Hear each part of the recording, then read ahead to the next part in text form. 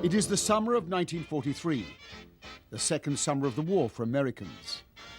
The workers at the Douglas airplane plant at Palm Beach are enjoying a special company event out on the airfield apron. Everyone's awaiting the arrival of the star guest attraction as the band plays the top hit of the day. It is a bomber, a B-17 Flying Fortress in full battle camouflage. The crowds have come to see the first B-17 Flying Fortress to return to the United States from war-torn Europe, and to pay tribute to the bomber's crew as the pilot, Captain Bob Morgan, beats up the airfield, roaring over the heads of the crowd at well below regulation height.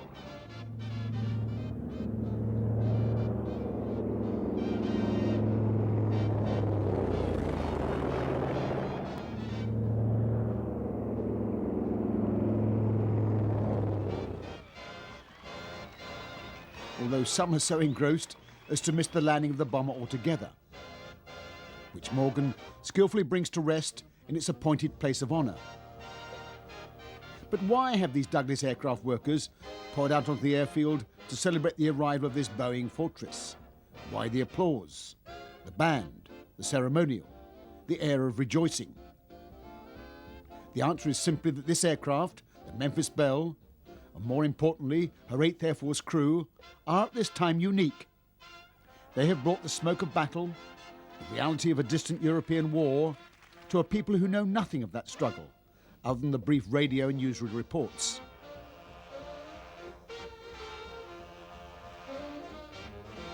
This lady has been to that war that now seems so far away.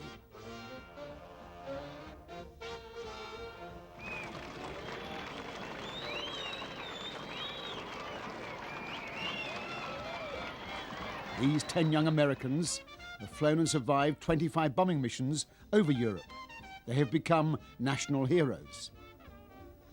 But there's nothing that Bob Morgan, the captain, can say to this sunlit Californian audience to bring to life the reality of facing time and time again the exploding anti-aircraft shells and the attacking fighters to carry a bomb load to an enemy target. There's no way that he can begin to convey, on that idyllic Palm Beach summer's day, the gnawing fear, the rasping oxygen at 25,000 feet. The sheer physical strain of keeping a 30-ton bomber in the tight formation that was essential for their survival against the onslaught of German fighters. Fighters flown with skill and fierce determination against the American bomber formations. These air gunners, the fortress's only defense, opened fire on the attackers, young men fighting for their collective lives with 50 caliber machine guns, against the heavy 20mm cannon of the German Focke-Wulf 190 fighters. Once a fortress has been hit, it becomes a cripple. It falls out of the protective formation, and a fighter closes in for the kill. Coming around the 10. Watch them, shall keep your eyes open. They're breaking 11, breaking 11. I got them. As the Belle's gunners fight for their survival and score a hit. I got my sights on them. Check that B-17. Another damaged fortress strays from its station. The formation reaches the start of the bombing run over the target, and all around the deadly anti-aircraft shells explode. The bombs fall away to the German target 25,000 feet below.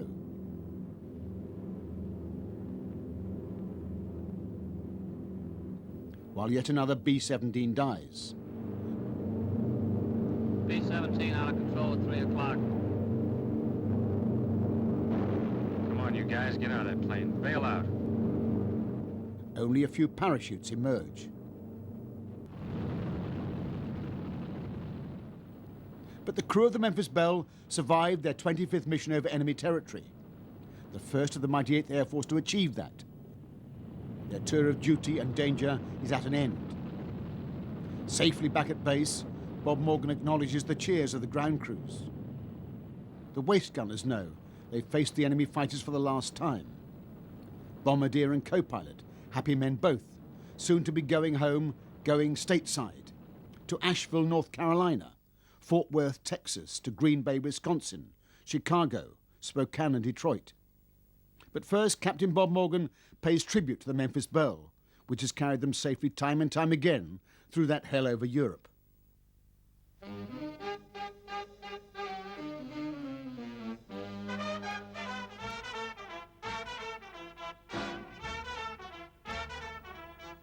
Today, at Palm Beach, in front of this applauding crowd, that hell must seem like another planet.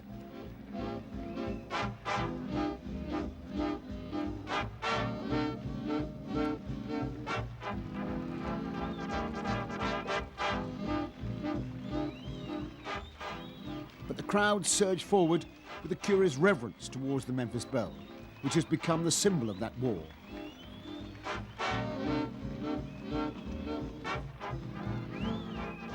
They want to touch and leave their mark on the battle-scarred bomber. Eager hands scribbling, signing on any surface of the fortress. They sign their names with anything on anything, with crayons, pencils, fountain pens, lipstick. It was almost as if victory had already been won on that summer's day in Palm Beach with the jazz band playing.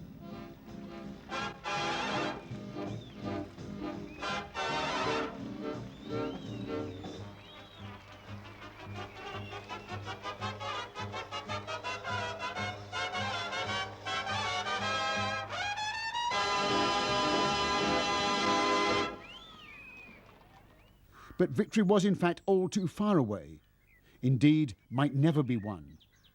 The setting, an English farmyard, witnessing the slowly changing seasons, with the village church, little changed for centuries. But in May 1943, this was the gateway to a battlefront. It was Station 121 of the United States 8th Army Air Force.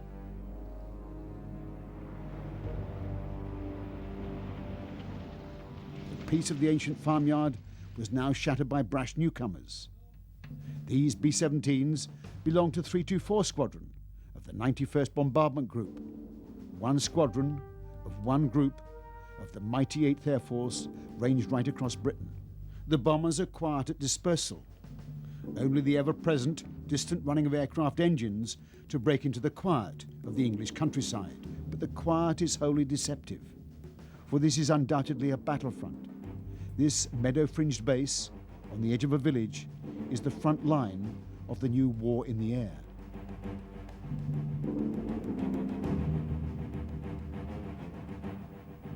The fact that this powerful strike force existed at all by the summer of 1943 was little short of a miracle. A little over a year earlier, when the cigar-chomping General Ira Aker had been sent over to create the 8th Air Force, he had nothing. No planes, no crews, no airfields, no spares, no supplies. Within a year, he was well on the way to creating this immense force able to strike fear into the heart of any enemy. It would have over 4,000 aircraft to throw into battle. And a major part of the miracle was that everything about it, every item, had to be shipped from the US. All the tools, spare parts, aviation gasoline, oil, guns, ammunition, food, clothing, medical supplies, trucks, everything needed to create and maintain a vast air force had to be shipped across the Atlantic. Every spanner, every nut and bolt, every last item. Both the air crews and the ground crews were assigned an aircraft. It was theirs, both to fly and to keep in first-rate flying condition. The aircraft are Boeing B-17Es, the definitive version of the wartime flying fortress.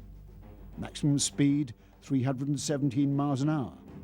Bomb load, 4,000 pounds. Range, 3,200 miles.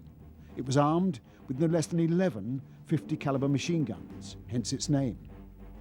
And it was a tough old bird. It could take a huge amount of punishment, and often did, and still stay in the air. It carried 2,000 gallons of aviation gasoline, and the fuel, like everything else, has been shipped at great risk across the Atlantic in tankers. Today, a raid is being prepared. One by one, 36 bombers at Station 121 are fueled and await bombing up. Though as always, there is one that is a reluctant ship, with the ground crew harried by their crew chief to clear the last-minute snags. In this case, the number 2 engine was misfiring when tested. It will be serviceable by takeoff time.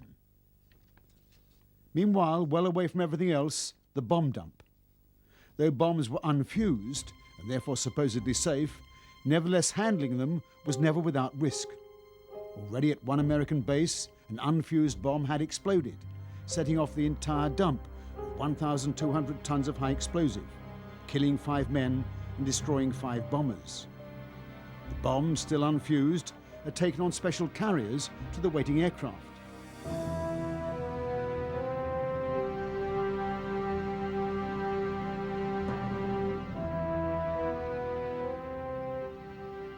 Men may seem relaxed, but they know only too well how dangerous this job is. Indeed, in May 1943, at about the time this actual film was shot, at a nearby base there had been another accident. A 500-pound bomb exploded, setting off several more. 18 men died, 25 were injured, 4 B-17s were written off, and a further 11 badly damaged. These men must have known of that accident. They're fusing the same type of bomb as the one which exploded. The bombs were fitted with several different types of fuses. Some intended to delay the explosion of the bomb once it had been dropped, from an hour or so to several days, to cause maximum disruption at the target. The actual locking pin will only be removed by the armourer when the bomb has been secured in the aircraft's bomb bay. But even so, the bomb is now undoubtedly live, ready to be lifted into the waiting bomb bays.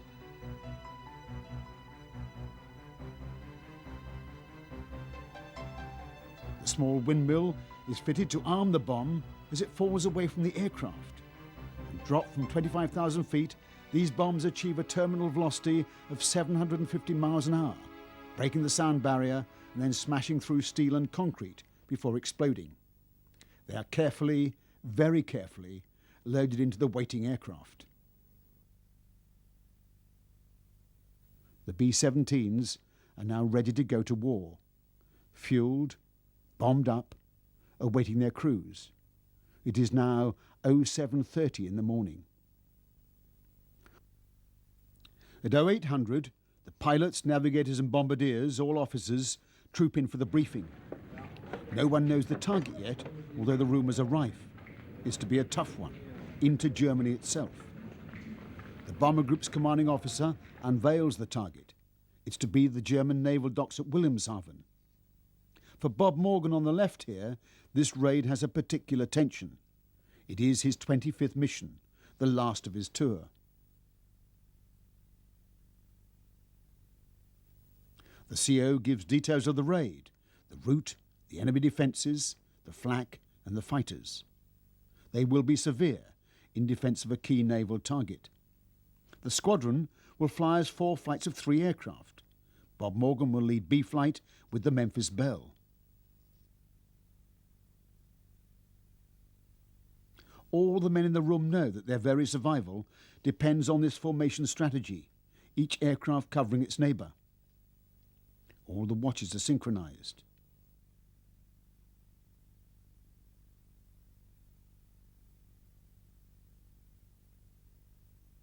These men also know full well that some will not make it back to the safety of this base.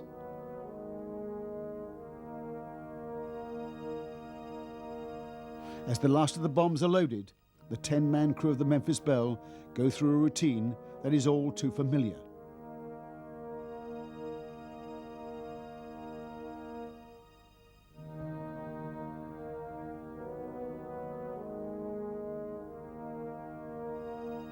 Bob Morgan walks to his aircraft.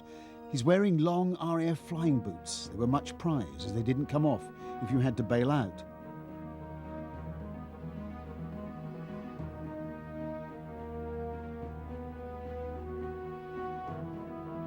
He checks the flight plan with the navigator and talks briefly to the crew that has been through so much together. The gunners know the score. They know that flying by day into the swarms of enemy fighters is a tough business, and that knowledge has formed immensely strong bonds between these men. Each one of them knows that he depends upon the others to the ultimate degree. The least favoured crew position was undoubtedly in the ball turret. The gunners were cramped into these tiny turrets. But all the gunners had a tough job.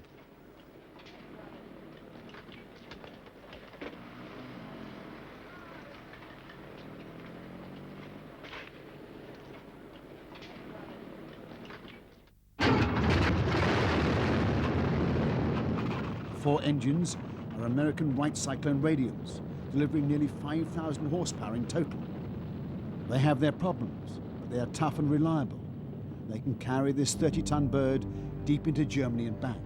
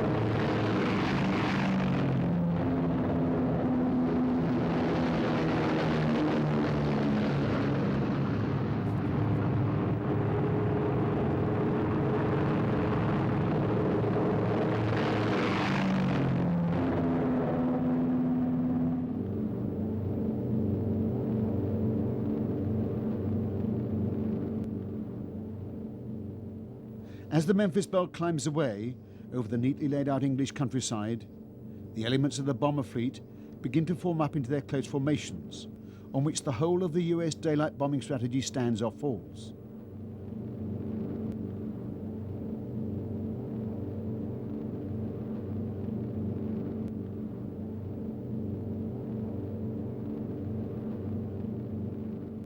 With the big raid, that formation could take up to an hour to assemble.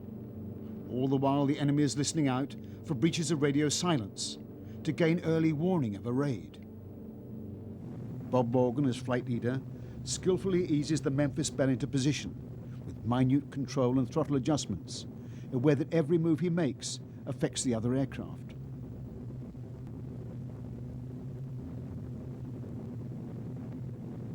Formation flying calls for skill and concentration at any time. When it involved these big and heavily laden bombers, it brought a powerful additional pressure onto the pilots.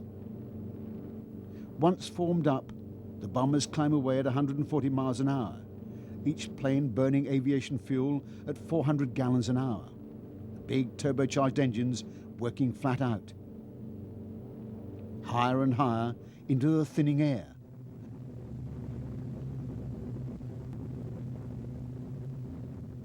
Throttles needing constant adjustment to keep in formation.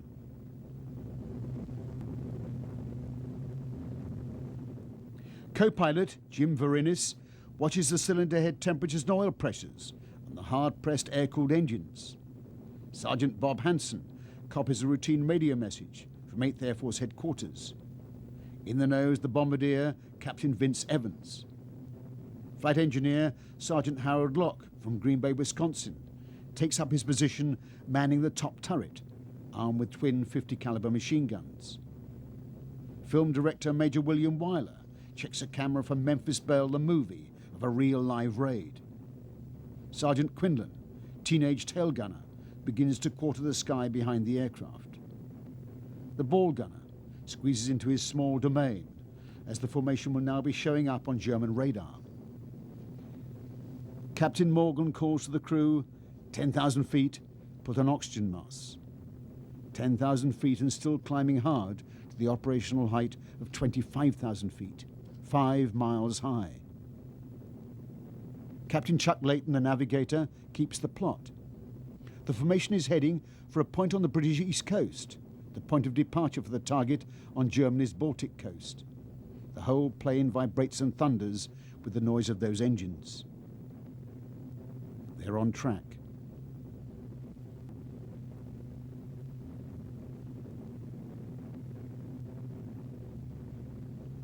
Each man, though vigilant, is alone with his thoughts about this mission.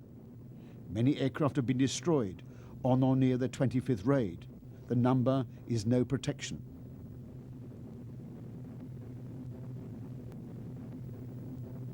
"20,000 feet and still climbing.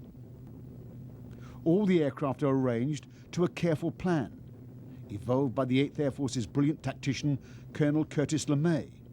There was a high squadron and a low squadron, each stacked up to afford the heaviest fields of fire against the formation's deadliest threat, the fighters of the Luftwaffe, the German Air Force. To hold these formations called for constant alertness on the part of the pilots. For bombers to fly close was to risk collision. To drop out of formation was to risk being shot down.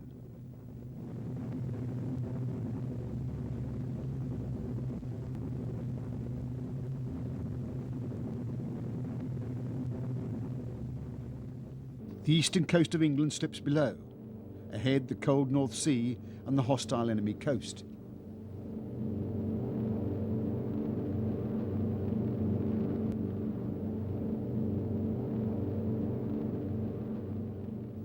There's the low squadron in position. At last, the formation is at operational height, 25,000 feet.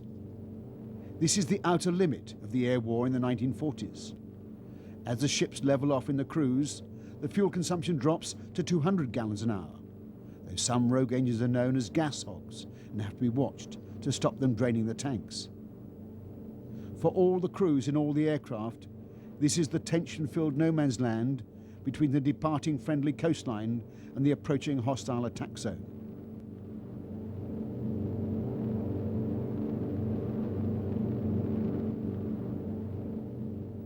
The ice on the perspex reveals the harsh world outside.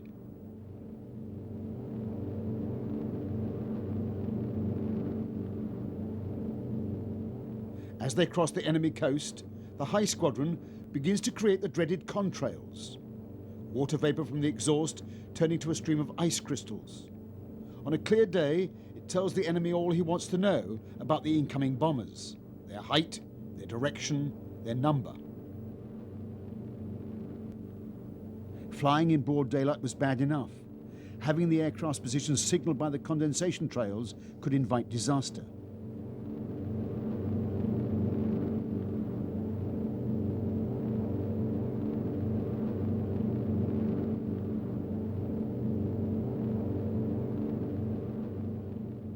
But the enemy has radar too, and the approaching formations are now being plotted.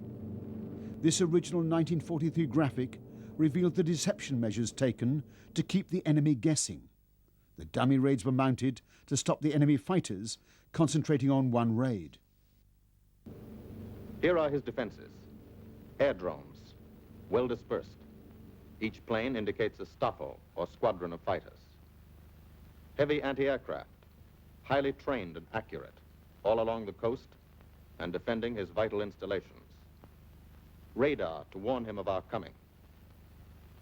Here is our plan to divide his defenses and weaken his opposition. At 13:30 hours, shortly after takeoff, 6 groups of planes will be heading toward the enemy coast from 6 directions. The Blue Force, 100 B-24 Liberator 4-engine bombers. The White Force, 300 B-17 Flying Fortresses. The Green Force, 300 B-17s with an escort of 6 squadrons of P-47 Thunderbolts. A force of B-26 Marauders, twin-engine medium bombers with 6 squadrons of RAF Spitfires escorting. Almost 1,000 planes and over 8,000 men in the air.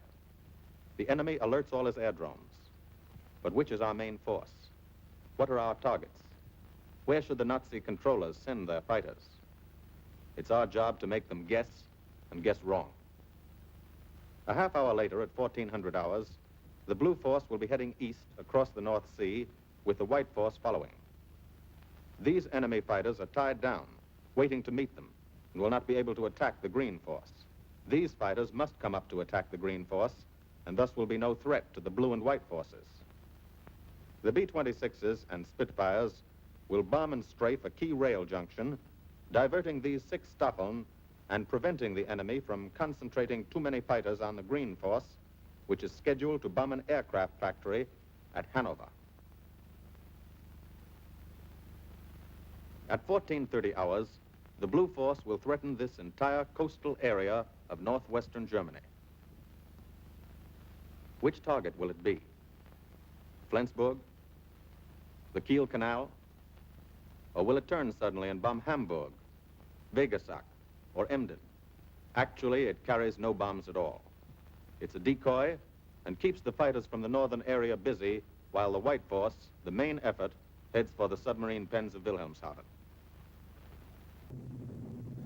Thank heaven the contrails have ceased, for the formation is now over Germany itself. Below, fighters are about to scramble, and the anti-aircraft gunners are watching their radar plots to get the height, the course and the speed of the bombers. The tight formations close up even tighter. Guns are cocked. All the crews are tense, awaiting the enemy's first strike. For there, 25,000 feet below, is the enemy coast.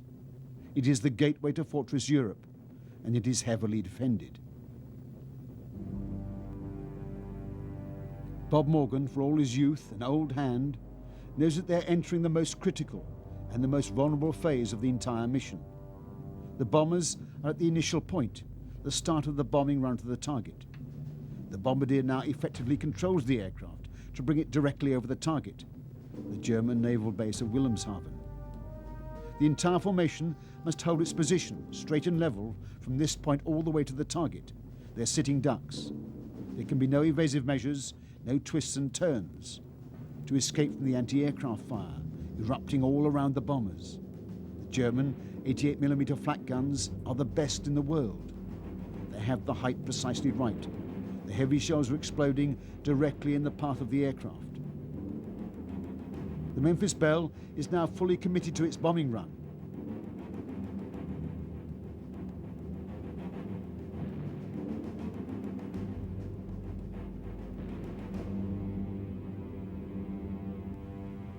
On the ground, smoke pots are set off in an attempt to obscure the vital docks, but the ground wind is too light.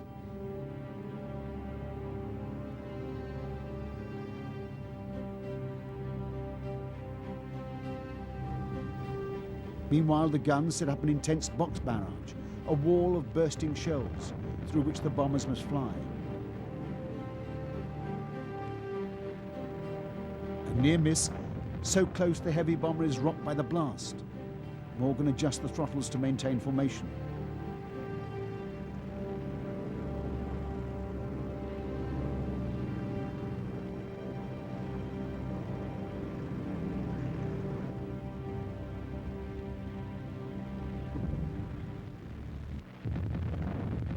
Vince Evans, the bombardier, crouches over his sight, seemingly oblivious to the flak, intent on watching 2 pointers slowly coming together.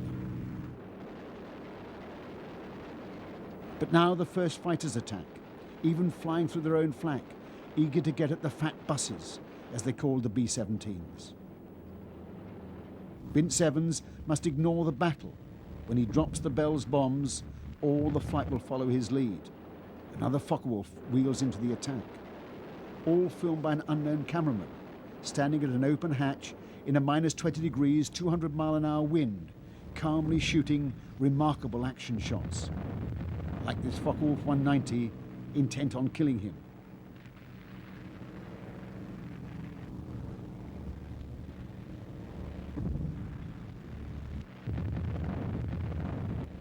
Another bursting shell rocks the left-hand bomber into a near collision with the Memphis Belle. A B-17 up above is hit and begins to trail smoke, but it holds to the bombing run. The flak gets thicker, and the pilot struggles to keep the Memphis Belle straight and level. Where is this target? When will it come? To all the crew, the final run over the target seems like an age, passing in slow motion.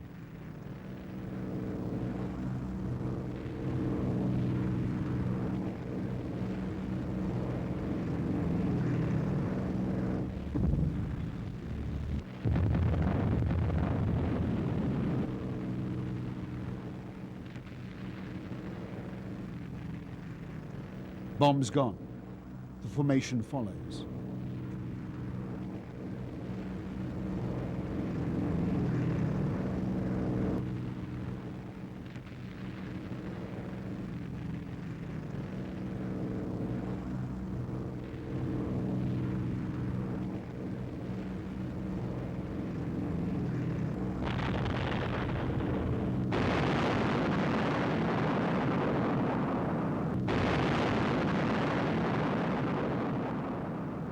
The target is enveloped in smoke and flames.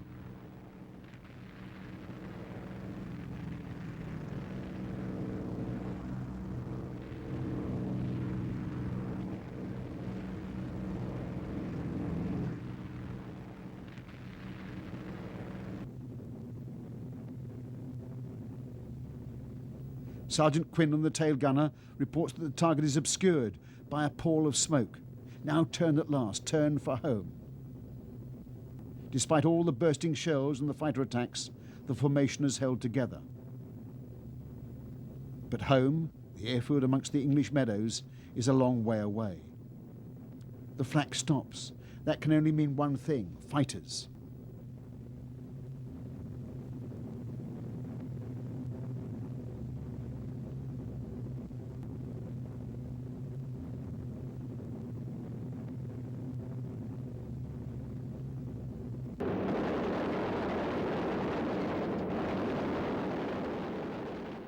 The top gunner opens fire, spent cartridge cases spilling out all around him. It is the waist gunners that have most of the action, as the fighters wheel in from the side, cannons blazing.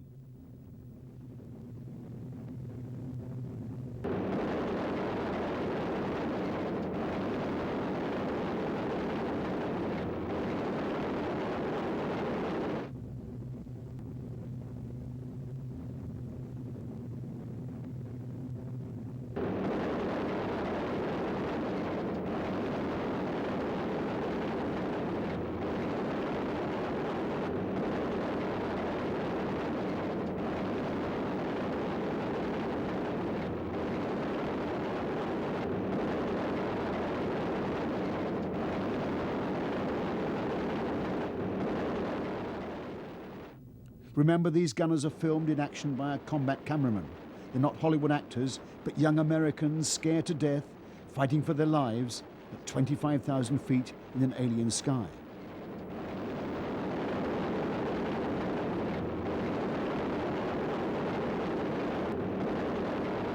Check that B-17, Chuck. 3 o'clock. Loader smoking. Fighter's 10:30 coming around. Those 10:30 upper or lower?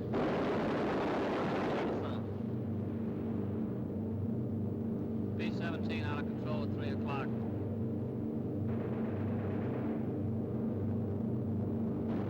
Come on, you guys, get out of that plane. Bail out. There's one. He come out of the bomb bay. Yeah, I see him. There's a tail gunner coming out. Watch out for fighters. Keep your eye on them, Bill. See any parachutes, Quinlan? 2 parachutes open. Flight at 9 o'clock. 8 men still in that B-17. Come on. Get out of there. There's 3 more shoots. Flak, 11 o'clock. Fighters, 6 o'clock. ME-109 at 3 o'clock. Keep after him, Winchell. I see him. I'm on him. Come on, use him.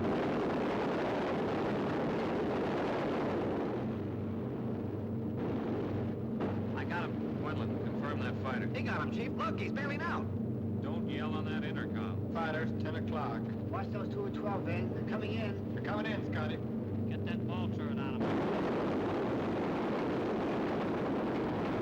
Save the ammunition.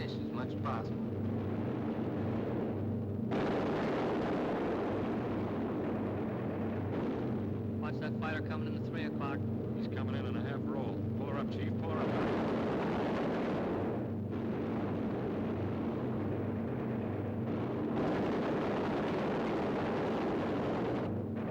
As the bombers near the coast, the formation, with wounded crews and tired pilots, has opened up.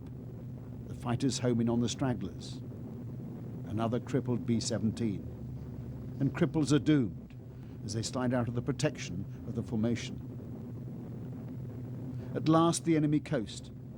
Only the North Sea now lies between the bombers and base. Now it's a case of nursing the engines and coaxing battle-damaged bombers home.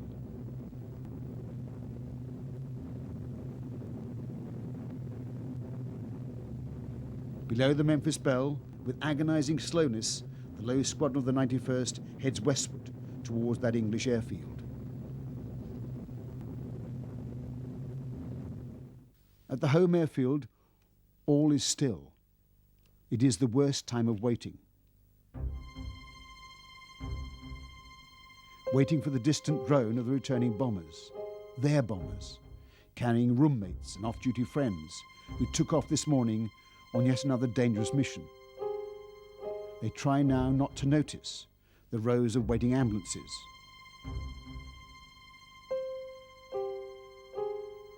Time passes slowly as the ETA, the estimated time of arrival, approaches. A false alarm as a damaged B-24 from the Blue Deception Force makes an emergency landing. But even as the B-24 lands, there is the sound of those distant engines. The RAF liaison officer and 2 WAFs watch from the control tower. And there's no mistaking it now. Here they come, just specks in the sky. 1,000 men count specks. Some hurry to the dispersal point to wait. Those with binoculars try to read the aircraft numbers. Coloured flares, that means wounded on board, to alert the medics and the ambulances. The men in the base hospital know what that means, to have suffered an agonizing, pain-racked journey home on the metal floor of a freezing bomber. The bombers with wounded on board are given priority to land. As the first bomber makes its landing approach, those watching wonder how many and how badly wounded are they.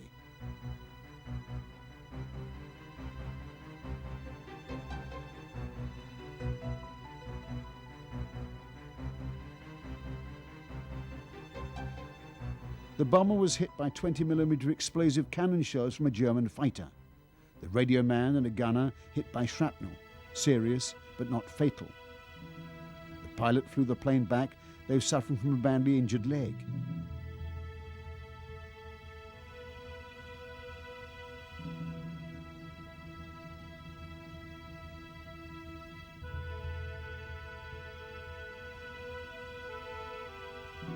Some paid the ultimate price.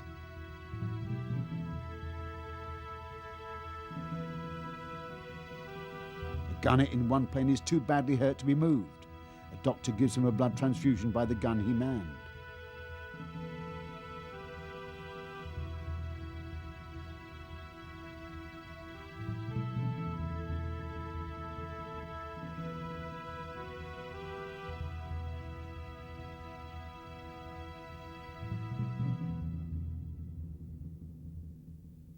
Six more B-17s returned to base. 36 left that morning. 20 have landed. The 21st lands without a scratch.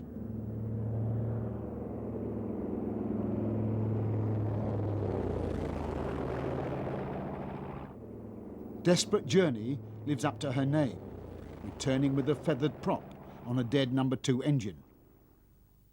Another plane makes it on 3.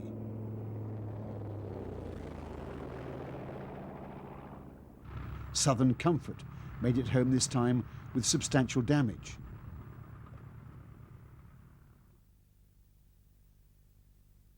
This B-17 made it back with all her rudder missing. The pilot got an immediate DFC. The 26th to land, no damage at all. In the Bassingbourn control tower, they know that 2 more, short of fuel, have landed at RAF airfields.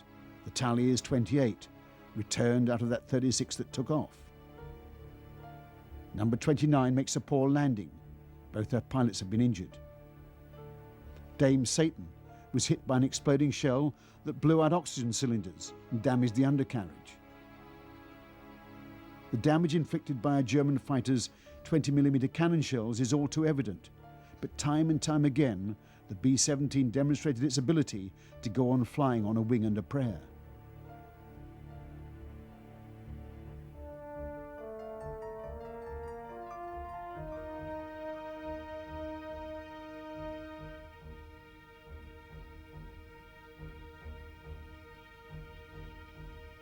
The crewmen can indeed smile at their skill and good fortune. They've been through hell and returned to tell the tale.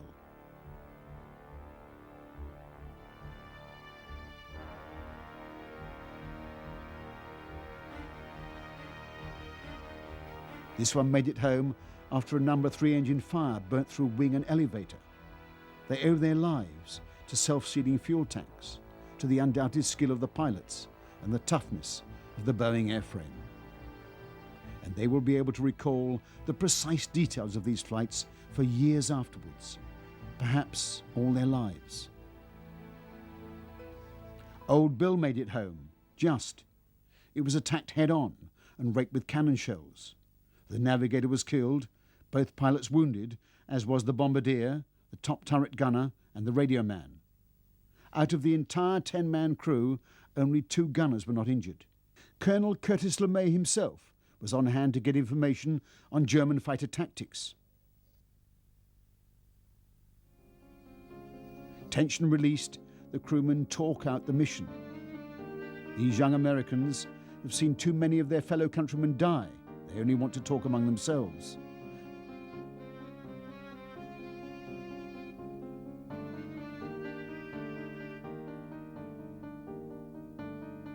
They don't welcome cameramen intruding on their shock and private grief.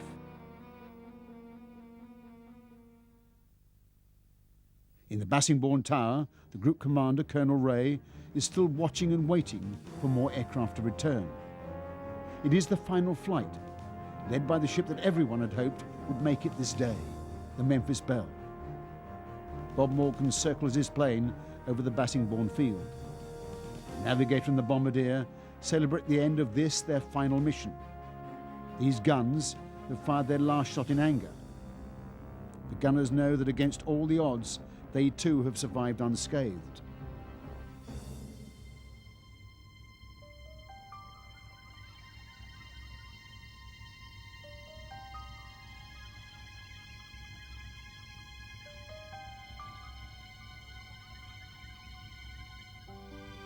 This could be the final approach the Memphis Belle will ever make at an English airfield.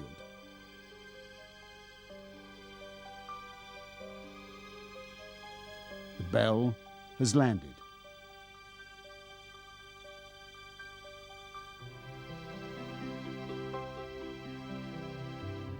What thoughts flood through Bob Morgan's mind as he eases his plane to rest?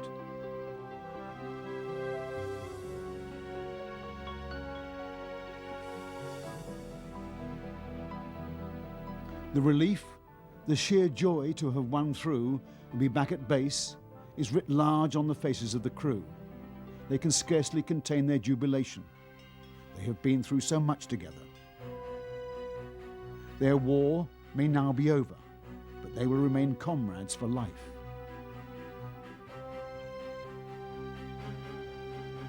A few days after the final mission, Brigadier General Hayward Hansell from 8th Air Force Bomber Command decorated the crew of the Memphis Belle with a Distinguished Flying Cross. 4 officers of the 6 enlisted men added the award to the proudly worn 8th shoulder badge.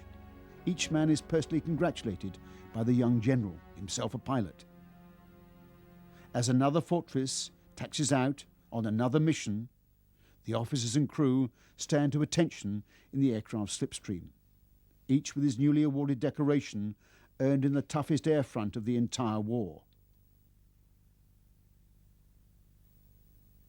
The 9th of June, 1943, a final parade of honour. The man who created the 8th, General Ira Akey himself, arrives to give Captain Morgan his last orders. With the crew at attention, in their flight jackets, the General issues Morgan with orders for a 26th mission, to fly the Memphis Belle back to the United States, to pass on his and his crew's invaluable experience in fighting the enemy to the thousands of aircrew in training there. What no one on that June day could know was that the Memphis Belle apart, not one of the other aircraft seen in this film would survive the war, and very few of the crews. For the 91st Bombardment Group went on to lose a total of 197 B-17s in action, the highest losses of any group in the 8th. For this was not the victory, this was not the end, it was only the beginning. The mighty 8th went on to mount some of the most daring bombing missions of the entire war in pursuit of that objective, to dismantle the German war machine.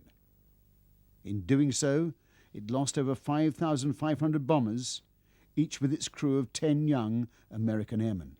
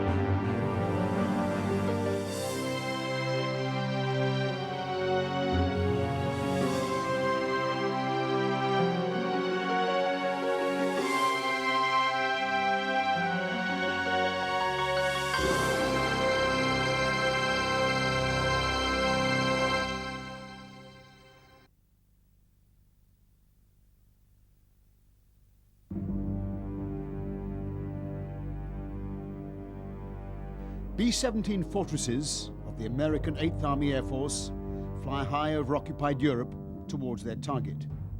The intense cold of the stratosphere instantly freezing the moisture of the exhausts into icy condensation trails. Beautiful on film, but to the wartime air crews, they were the deadly telltale that betrayed the bomber formations to the waiting fighter aircraft. Planes, 9 o'clock, coming around. Keep your eye on them, boy. Coming around the 10. Watch them, Chuck. Keep your eyes open. They're breaking 11, breaking 11. I got them. I got see those 'em. two at 2 o'clock. I got my sights on them. Check that B-17, Chuck, 3 o'clock. Loader smoking. B-17 out of control. B-17 spirals earthwards, its 10-man crew trapped within.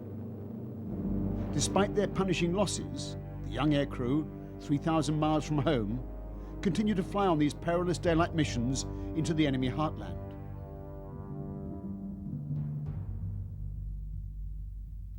Before the mighty 8th, America had never had a long-range bomber force. It had never needed one. So this was an experiment, a new departure on a huge scale.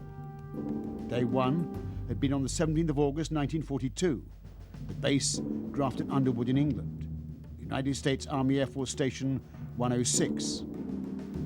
Their primary weapon was the Flying Fortress, which took its name from the remarkable number of guns it carried. But the key question was, could it survive in daylight combat against battle-hardened German fighter pilots? These are the first who are about to test the belief that these big aircraft can fly by day and survive the onslaught of flak and fighters. General Ira Aker, creator and commander of this brand new strike force, addresses his men. We've been doing a great deal of very hard work, and I know how eager everybody's been to get on an actual operation. It's here. We're going to work.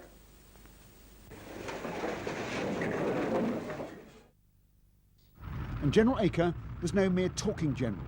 He flew on that historic first mission in Ship 23, appropriately named Yankee Doodle. The pilots do it the hard way. Enlisted crewmen go through the conventional hatch. But the waist gunners do the entire trip, standing in open gun ports. On this still calm August day, this historic bomber force is launching an offensive that will go on without cease for over 1,000 days to come.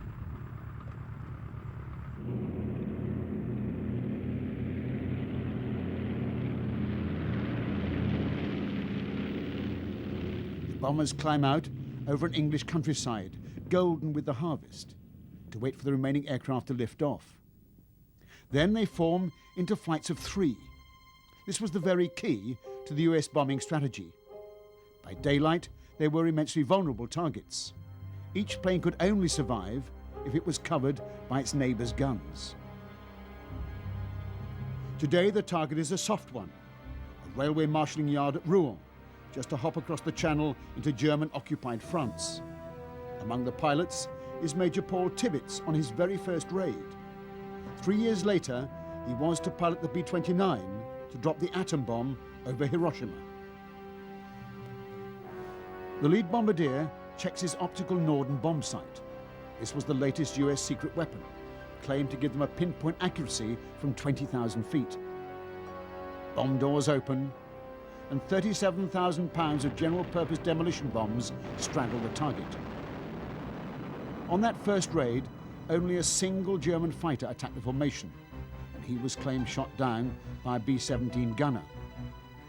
Anti-aircraft fire damaged one fortress, but it made it home.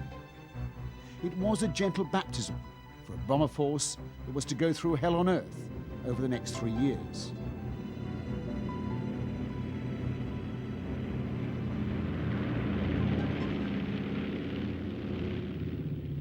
No doubt to the intense relief of his superior, General Spaatz, General Acre returned without a scratch. But the general, chomping on his cigar, knew only too well the mountain that had to be climbed.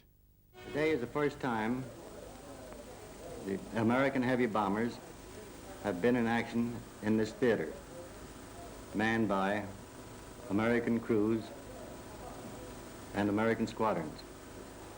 General Acre, commanding the Bomber Command, led this flight, and he may like to say a few words. Yes, our target was a marshalling yard and a roundhouse for the repair of locomotives. A very large one and a very important one to the German effort. And for the US home newsreels, a carefully staged debrief of one crew.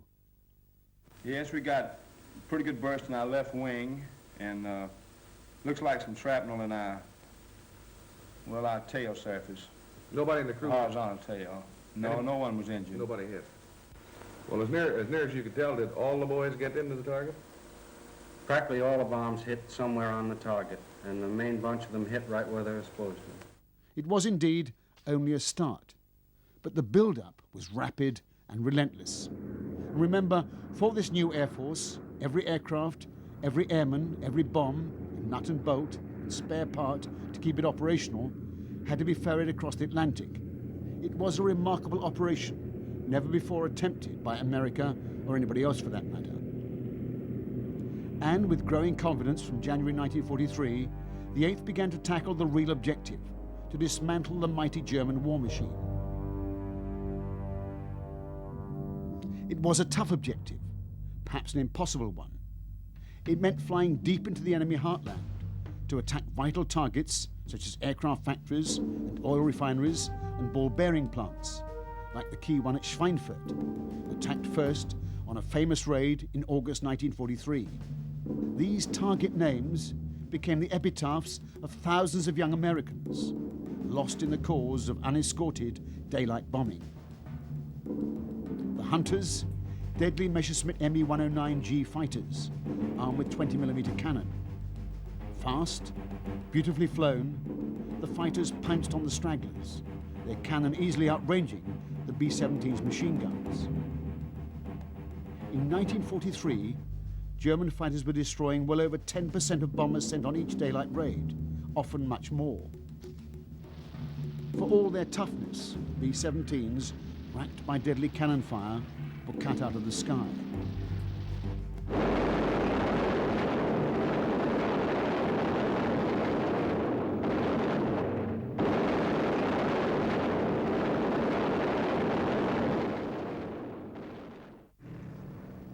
This was the best anti-aircraft gun of the entire war, the German 88.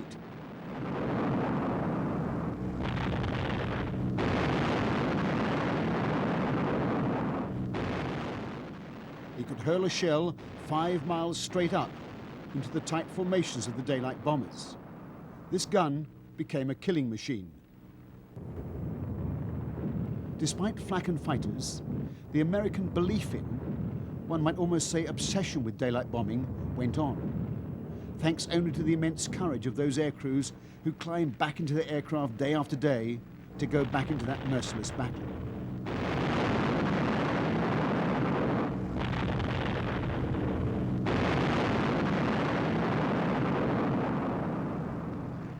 Any bomber which for any reason dropped back and left a defensive formation was pounced upon like a wounded animal. A single parachute opens. That means 9 men remain in the stricken fortress. German fighters, working in pairs, often attack both sides of a bomber. The fortress's gunners desperately try to bring their guns to bear on the attackers. But the classic fighter attack was from astern. Silence the rear gunner and then close in for the kill.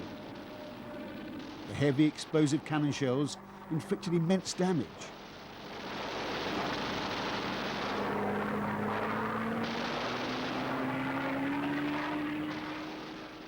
The best German fighter was the Focke-Wulf FW-190. It was actually called the Butcher Bird. The German pilots signaled their success. They believed firmly that they could win this war of attrition. As the fighters are refueled and rearmed, young Luftwaffe pilots, like their RAF counterparts in the summer of 1940, are jubilant at their success against the Americans' fat buses, as they called the B-17. All too many of them lay shattered in woods and fields along the flight path.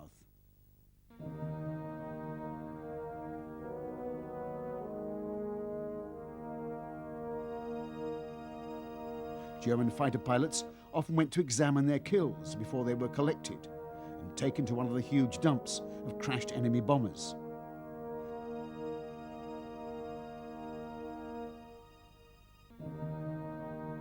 This is a mountain of salvaged bomber engines. Nearby, the wreckage of fuselages and wings, mainly American. But ironically, there's also the lone skeleton of an RAF Wellington, a victim of an early British attempt at this strategy of daylight bombing. Early on in the war, the Vickers Wellington had been the mainstay of RAF's bombing offensive against Germany. At that time, the RAF also believed that modern bombers, with defensive guns, could defend themselves against fighter attack even in daylight raids. That was a strategy on which RAF crews were trained and briefed, that they could make effective attacks by day and survive. They were very quickly proved wrong. Despite the fact that the Wellington was, for its time, immensely strong, with reasonable speed, and with twin 4.5 power-operated gun turrets, it was totally inadequate to deal with attacks from skilled German fighters. It was a lesson we learned the hard way. 24 Wellington crews had been briefed for a raid on the big enemy naval docks at Wilhelmshaven. It was intended to vindicate the theory of daylight bombing operations. It proved to be a disaster.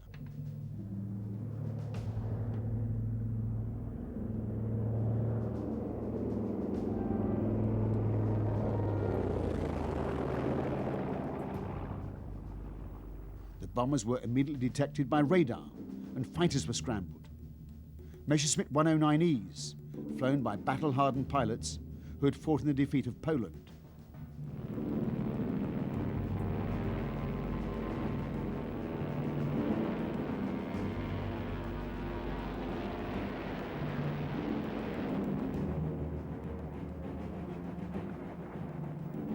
Directed by ground controllers, the fighters climb towards their targets.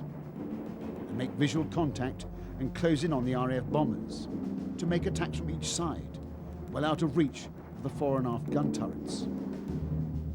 Of the 24 Wellingtons, over half were badly damaged or totally destroyed. It was the end of RAF daylight bombing. From then on, the RAF bombed by night, as indeed the Germans had after their heavy daylight losses in the Battle of Britain.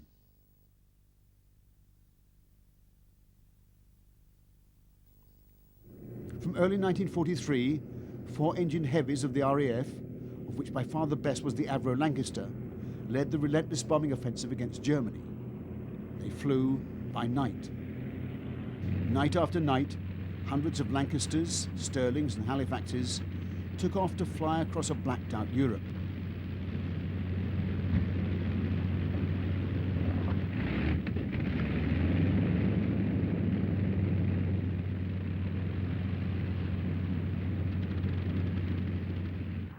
It was undoubtedly safer, if less accurate. To achieve greater accuracy, coloured flares were dropped by special Pathfinder bombers, equipped with electronic navigation aids to mark the target. But it was always accepted that with this area bombing philosophy, there would be widespread civilian casualties, collateral damage, as it's called today.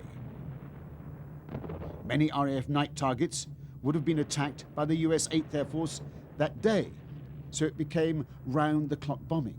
The destruction was widespread and total. It was the pitiless philosophy of 20th century mechanized war, total war. The loss rate to the night bombers was much lower than by day, but despite that, the 8th Air Force decided to continue daylight operations with a demand for even tighter formations. They were devised by Colonel Curtis LeMay, known to his men as Iron Arse LeMay, and were designed to beat off the German fighters with concentrated firepower. But German fighters were far from intimidated. By the summer of 1943, they were inflicting terrifying losses on the 8th's new tighter formations. During 1 week in July, the 8th lost 100 bombers, 90 complete crews. No bomber force in the world could bear such losses. Many bombers only just made it home with an engine shot out. Many bombers brought back dead and wounded crewmen. The chances of completing a 25-mission tour unscathed seemed increasingly remote by the winter of 1943. Crew morale was at rock bottom. Clearly, the mighty 8th was losing the battle. The concept of daylight precision bombing, to which Spatz and Acre were committed, hung in the balance. It was a desperate crisis. US bomber crews were not trained or experienced in night flying and navigation.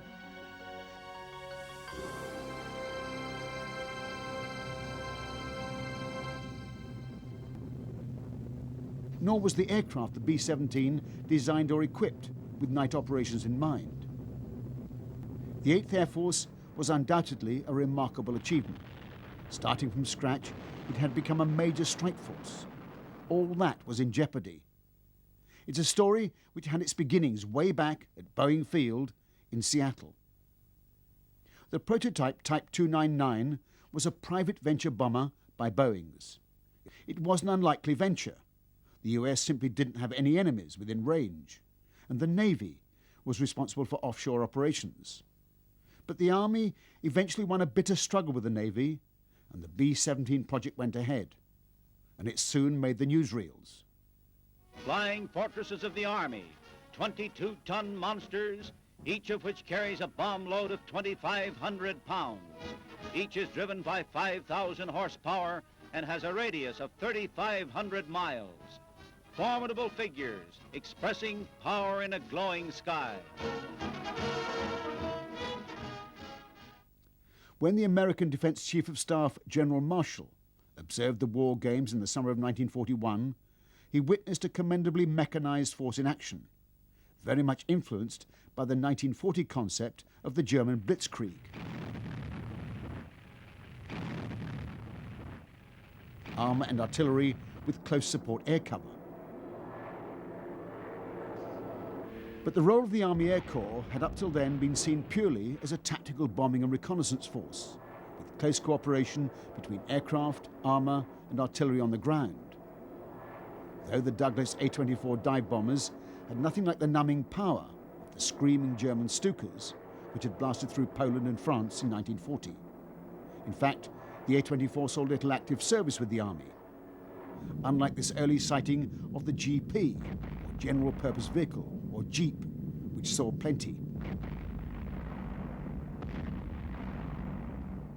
In March 1941, with Pearl Harbor 9 months away, President Roosevelt signed the powerful Lend-Lease Bill, which enabled the ostensibly neutral United States to supply Britain with badly needed weapons, including, as contemporary newsreels declared, military aircraft. More bombers for Britain. With the President's plea spurring the aviation industry, the Lockheed plant goes all out in production of Hudson bombers for the RAF. Wings the British Lion wants and is getting special delivery.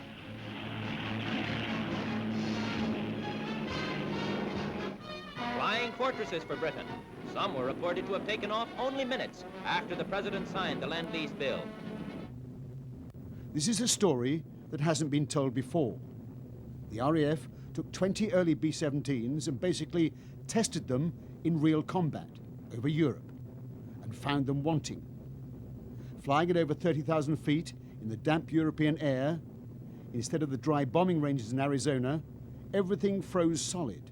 Guns, control surfaces, vital instruments. When they flew lower, these early B-17s with no rear gunners were easy meat for German fighters. Boeing went back to the drawing board to develop the design and improve its fighting capability. Meanwhile, Douglas had produced a prototype of the rival B-19, called the Super Bomber.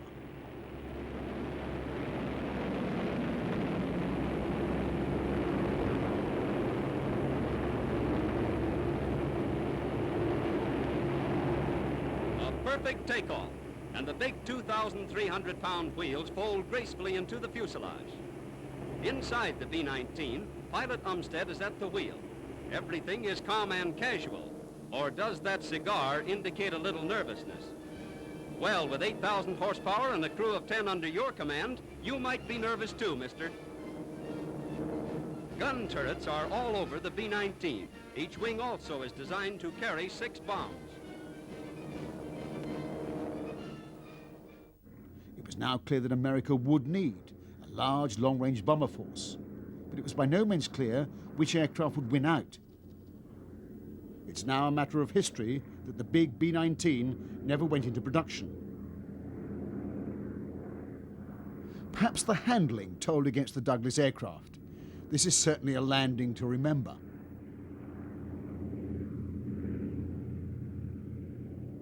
But whatever the reason, the B-19 was ditched, and in the late summer of 1941, when America was being forced to look both ways, east towards an embattled Europe, and west towards an increasingly belligerent Japan, a flight of brand new B-17s flew out across the Pacific to Hickam Field, Hawaii.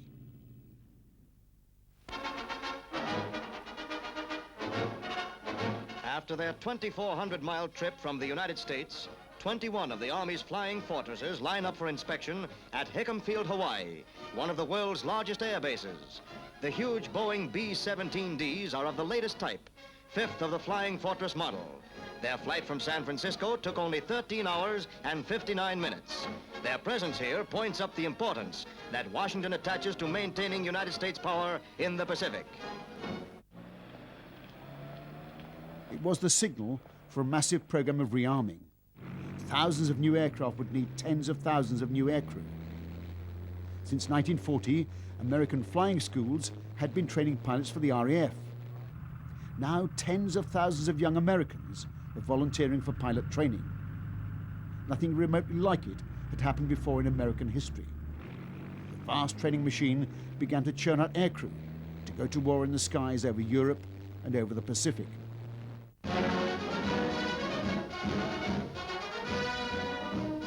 Flying cadets of Uncle Sam's Air Force. From a nationwide network of civilian aviation schools supervised by the Army, they come to Randolph Field. After 10 weeks of primary training, they are ready for the West Point of the air.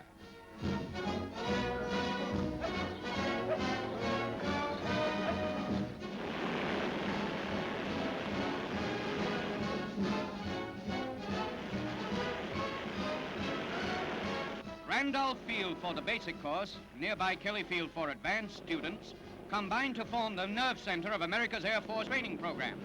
Expanding U.S. defense calls for the schooling of 30,000 pilots each year. There's plenty of room for young men, 20 to 26 years of age, with at least high school education, training for a peacetime profession or training to serve their country's defense. Meanwhile, Uncle Sam is building an Air Force to match any in the world. In the summer of 1941, it seemed pretty much a game. They wing their way to gunnery practice, and you'll see how skillful the sky shooting is. A sleeve target is released and towed near Galveston, Texas. They're to swoop down on that. Peeling off. In disciplined maneuver, the planes of the squadron swoop down on the target as it's towed along, a mark for bursts of machine gun fire.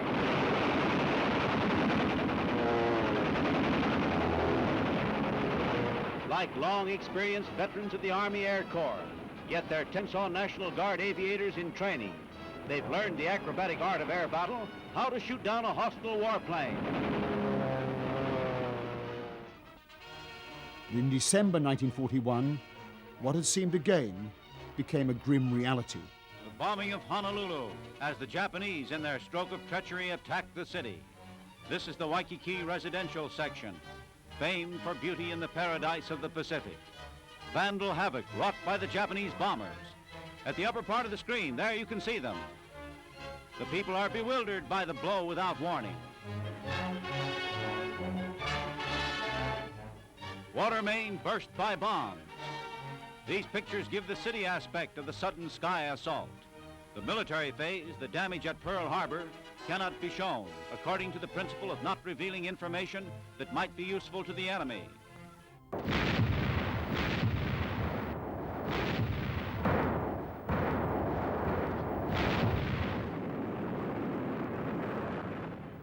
Oh, 0800 hours local time, December the 7th, 1941. These are the scenes that, familiar today, were withheld from the newsreels. 3,000 American servicemen and civilians killed, 4 big American battleships sunk, 4 more badly damaged, 10 other capital ships lost. Most of the B-17s flown to Hickam Field were among the 350 American aircraft destroyed on the ground on that day. The stream of trainees for aircrew became a flood tide. Spectacular flypasts of graduated cadets became the common stuff of newsreels.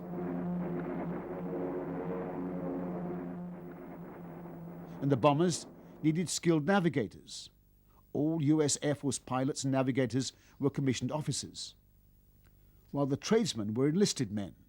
Hundreds of thousands of skilled men had to be trained to service an eventual 15 US Air Forces worldwide. You have woken a sleeping giant, Admiral Yamamoto warned the Japanese War Cabinet after Pearl Harbor. He was correct. No country on earth could challenge the United States in industrial production. And the no longer sleeping giant began to churn out engines and aircraft on an unprecedented scale. First time in the air, the world's mightiest bomber, B-17, newest air fighter for the U.S. Army and the RAF, is filmed from a United airliner. This was the prototype of the definitive wartime fortress, the B-17E, improved after the combat experience gained from the RAF. Moreover, the B-17 was joined by a second heavy, the B-24 Liberator. A giant Army B-24 bomber arrives for inspection by 78-year-old Henry Ford. Bodies for the big ships will soon roll off Ford assembly lines. Edsel Ford reveals that a few hundred Ford engineers have been in California getting production details for Father Henry. This B-24 Liberator is taking off to join the RAF's Coastal Command for convoy protection. utilising this bomber's very long range, while a B-17 in full war paint follows, bound for England and the 8th Army Air Force, which was now planning audacious raids deep into occupied Europe, like the vast oil complex at Ploiești in distant Romania. Out of range of bombers flying directly from England, but just within range of aircraft flying via newly occupied North Africa. These remarkable pictures are the only ones to have survived one of the most daring raids of the entire war.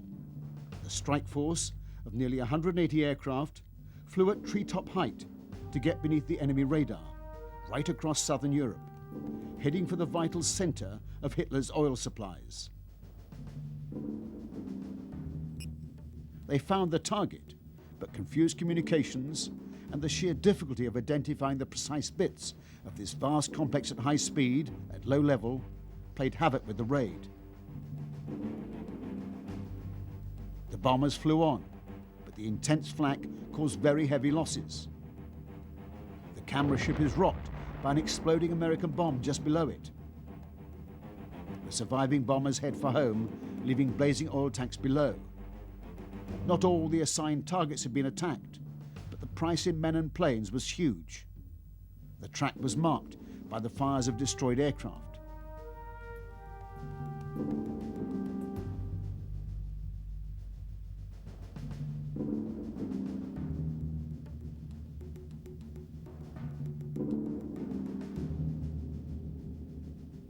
German films record the post-raid damage. Some parts of the refinery were very severely damaged.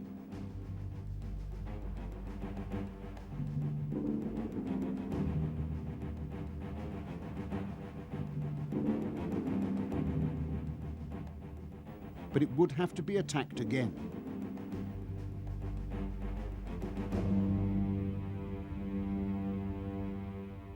To the Germans came the realization that no target in their fortress Europe was immune from daylight attack by the Allied bomber fleets. But for the 8th Air Force, the losses were awesome. 52 of the attacking force did not return. 520 aircrew killed or missing on just one raid.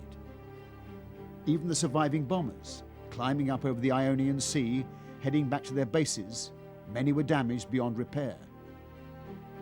All nursing their engines to squeeze maximum range out of these aircraft. When the B-24s of the 8th returned to their bases in the UK, they had survived one of the landmark raids of the war, a raid that would go down in history.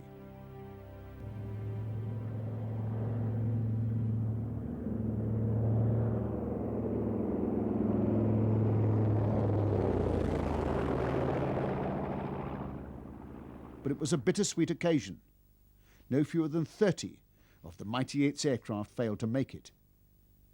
No less than 5 aircrew won Congressional Medals of Honor, the highest American military decoration, 2 posthumously.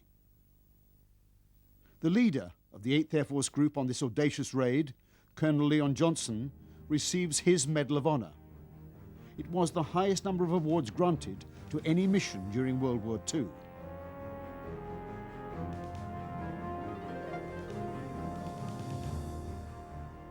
Any aircraft that survived the raid carried the symbol with pride. This bomber, Boomerang, lived up to its name. It always came back. The crew had a lot to celebrate.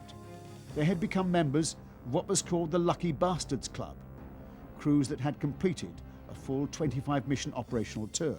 Boomerang's crew get the full treatment with a special cake to celebrate their good fortune. A short speech of thanks to the ground crews and those who helped to keep the ship airborne, on whom every aircrew depended for their lives. Lucky bastards were indeed lucky. They had bucked the lengthening odds against surviving a complete tour in the winter of 1943. And like the Memphis Belle before her, the reward is a hero's return to the peaceful skies of America. No more flak, no more cannon shells. The 4 engines fire into life, and the battered veteran enters the Hardwick runway for her final mission.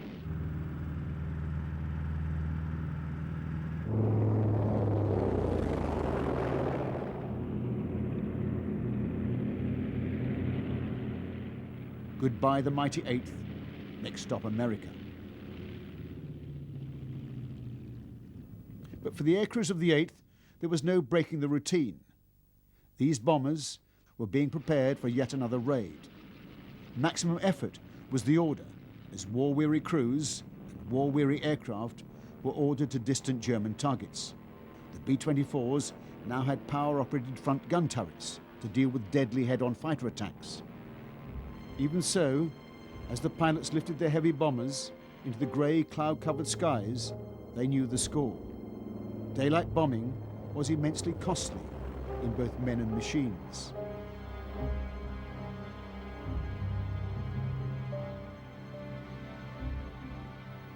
During a second raid on the vital ball-bearing plant at Schweinfurt, losses were so severe that all operations were suspended to allow depleted groups to be reformed. Despite the immense bravery and dedication of the American aircrews, daylight bombing against the fighters of the Luftwaffe hung in the balance.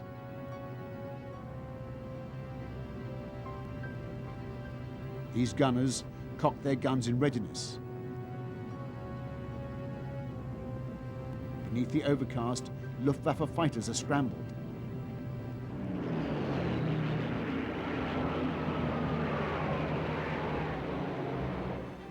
On the seemingly endless approach to the target, the bombers have to fly straight and level.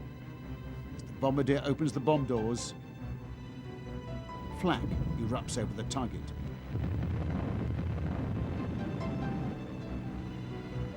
Fighters making a beam attack. Gunners desperately defend, waiting for the call, bombs away.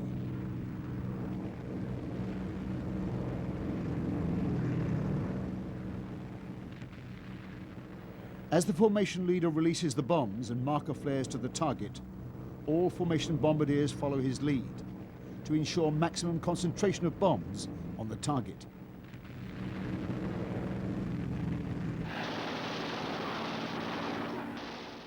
But the daring German fighters swoop in to attack the bombers with undiminished ferocity, right over the target with their deadly 20mm cannon.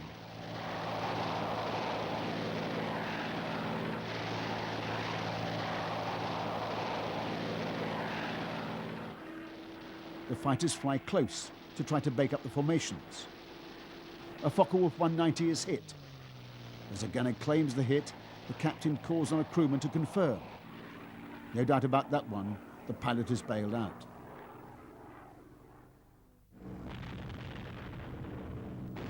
At last the formation turns for England and the home airfield.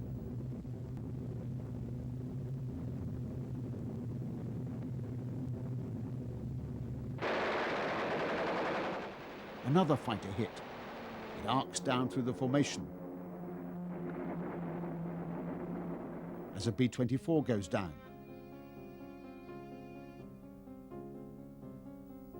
And a B-17 limps home.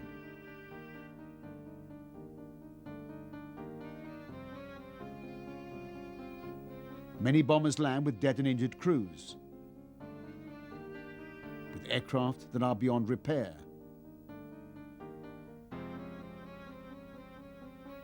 Crews hack at a damaged aircraft to allow medics to attend men who are trapped inside. A B-24 with a shut-up undercarriage makes an emergency landing and skids off the runway. The pilot thankful for the Liberator's toughness. But now it was clear to all that losses on this scale had become unsustainable. There were only two options: either reduce the scale of operations drastically or abandon daylight operations altogether and join the RAF in its mounting night offensive. However, there was in fact a third option, presented by the arrival of long-range escort fighters. The best escort fighter of the entire war, the P-51 Mustang. A range of 1,500 miles and a speed of 440 miles an hour. Mustangs could outpace any German piston-engine fighters. These aircraft suddenly provided the solution. With long-range auxiliary tanks, they could escort the bombers all the way to Berlin and back, and still have sufficient fuel for combat. It was the turning of the tide, to which the Germans would have no counter. So a new strategy emerged. The fighters' close support would radically reduce bombers' losses. But the superiority of the escort fighters was such that they could in effect challenge the Luftwaffe into a battle of attrition, a battle which the Germans could not possibly win. Luftwaffe pilots did not, like Allied pilots, fly fixed tours. They flew until they were killed or injured. The old ones were combat weary, the young inexperienced, though they all fought with courage and dedication. But now the feared Focke-Wulf 190, the butcher bird, was to meet its match. The hunters became the hunted.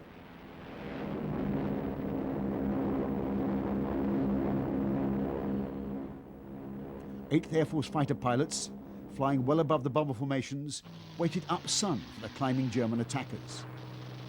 Outflown and outgunned, the German fighters were drawn again and again into some of the greatest air battles ever fought or likely to be fought.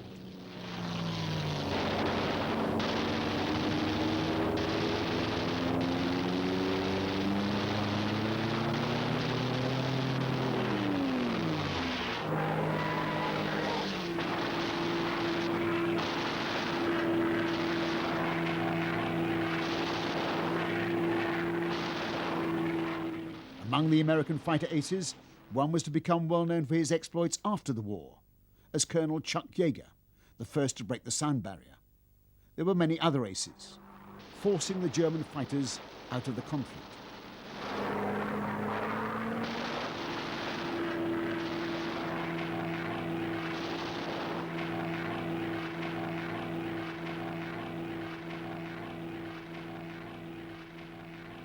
From ground level to the freezing skies above 30,000 feet, there was no escape.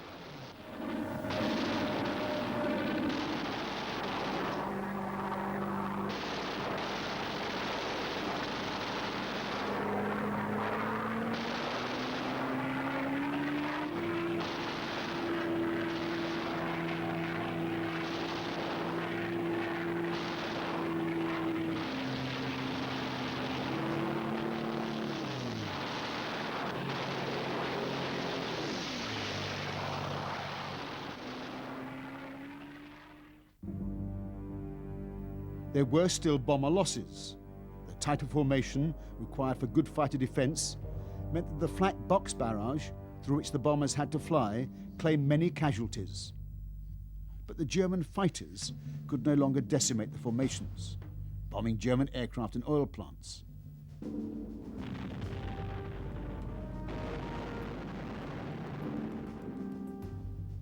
By mid-1944, any plant supplying the German Air Force was targeted. Aero engine and airframe factories were bombed to destruction. Synthetic oil plants, making vital aircraft fuel, were hit. Bombers flattened Ploiești, completing the attack begun by the 8th in 1943.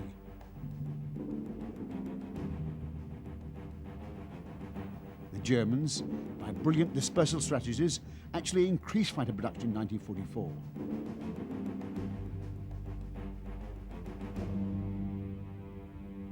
But there was little fuel to fly them with, or to train replacement pilots. But the Germans still had some remarkable surprises in their arsenal. Die ewige Forderung des Krieges und der Fliegerei. Schneller, höher, stärker. One was the 600 miles an hour rocket-powered Messerschmitt 163, the Comet, which could soar to well over 30,000 feet. Then, its fuel exhausted, it was intended to turn and engage the bomber fleets in a high-speed dive.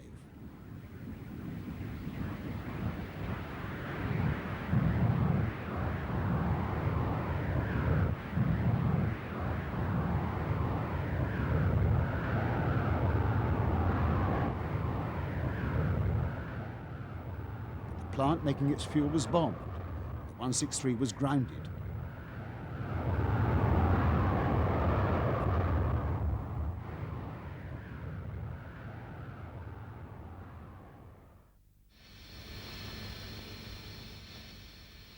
The Me-262 was altogether a more formidable machine, the world's first twin-engine jet fighter.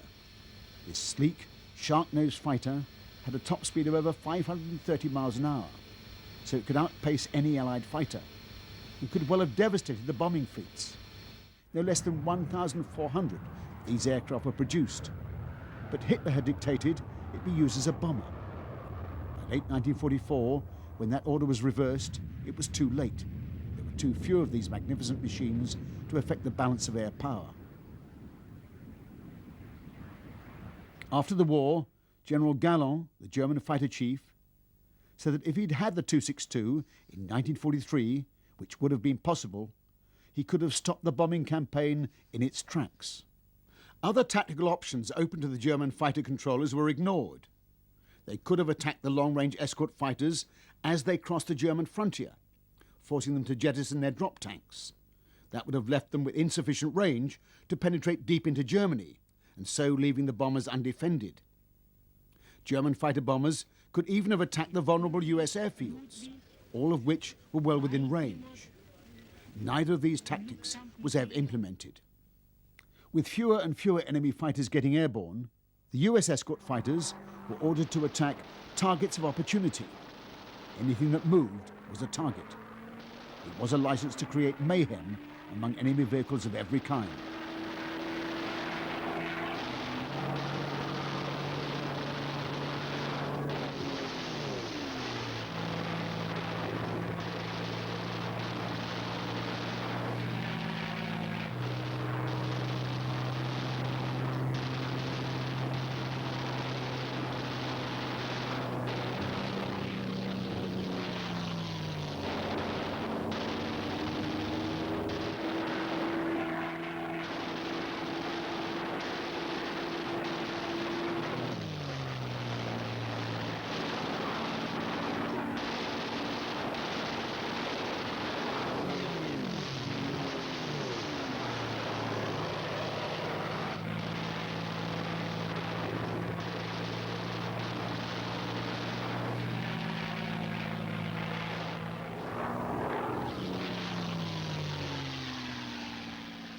As D-Day approached, the mighty 8th became a major tactical support force.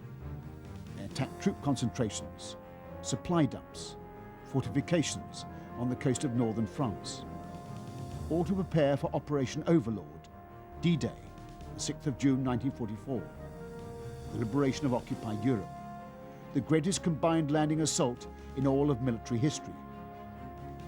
Medium Mitchell bombers of the Tactical Air Force attacked with little fighter opposition, thanks to the 8th's massive daylight offensive against the enemy infrastructure. The results of the ground battles were dependent on air superiority, which the Allies had achieved. German armour was devastated from the air. By February of 1945, the Allies had reached the Rhine. In close support, bombers of the 8th dropped supplies for the paratroops on the ground, going in against intense fire from German defences. The massive force of airborne troops in gliders were towed directly from the English bases into their assault landing zones. A highly symbolic moment. A lone B-24 bomber of the 8th crosses the Rhine unopposed, followed by others attacking German targets right up to the end of the European War. A flight of bombers of the 8th peels off after their final mission over mainland Europe. The European War was over. The English countryside, which had become so familiar a refuge to American crews, was, after 6 years of war, at peace.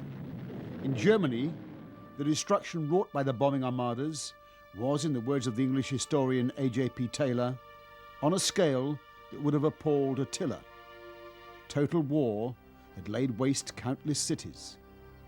Strategic bombing had not by itself won the war, but it had made a major contribution in first stopping the enemy advance and then allowing the Allied armies to invade. When the 8th was stood down in July 1945, it had flown nearly 11,000 missions. It was a mighty air force of over 4,000 heavy bombers, not to mention its fighter wings. It had achieved the objective of dismantling the German war machine. But the price had been colossal. 5,500 bombers destroyed, over 55,000 young men had given their lives. The 6th of August, 1945. The atom bomb is detonated over Hiroshima from a B-29 bomber flown by Colonel Tibbett, who had flown on the 8th's very first raid, the beginning and the end of American bombing in World War II.